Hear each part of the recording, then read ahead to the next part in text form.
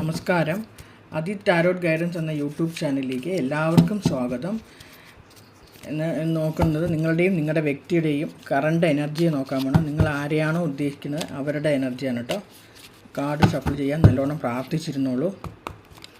നിങ്ങളുടെ എനർജി ഇത് നിങ്ങളുടെ വ്യക്തിയുടെ, നിങ്ങൾ ആരെയാണോ ഉദ്ദേശിച്ചത് അവരുടെ ഡിവൈൻ എന്താണ്, അതിന് നിങ്ങൾക്ക് മറുപടി ഗൈഡൻസ് എന്താ ഡിവൈൻ തരണമെന്ന് നോക്കാം. അതായത് ക്വീൻ ഓഫ് സോഡാണ് ബോട്ടം ഓഫ് ദ ഡെക്ക് വന്നിരിക്കുന്നത്. നിങ്ങളുടെ എനർജി എന്ന് പറയുന്നത് ഒരു 10 ഓഫ് കപ്പാണ്. ഒരു മറ്റേ കുടുംബപരമായി നല്ലൊരു ആഘോഷത്തിൻ്റെ മൂഡിലാണ് നിങ്ങളുടെ മനസ്സിപ്പോൾ ഇരിക്കുന്നത്.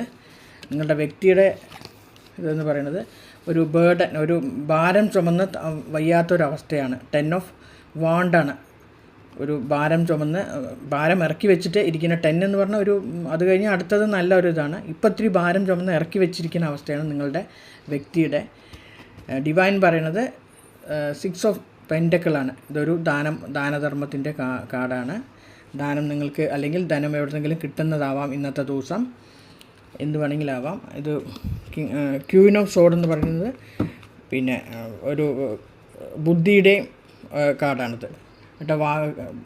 ബുദ്ധി, കമ്മ്യൂണിക്കേഷൻ, തോട്ട് ആൻഡ് കമ്മ്യൂണിക്കേഷനൊക്കെ ഇന്നത്തെ ദിവസം കുറച്ച് നന്നായിട്ട് ജാഗ്രതയായിട്ടിരിക്കാനാണ് പറഞ്ഞത്. വർത്തമാനം, അതിലെ വിചാരങ്ങളൊക്കെ നല്ല രീതിയിൽ പോകണമെന്നാണ് പറയണത്. നിങ്ങളൊക്കെ നല്ല ആഘോഷം.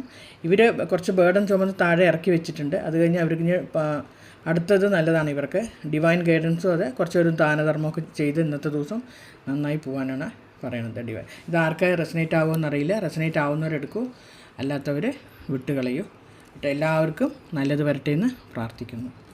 Thank you.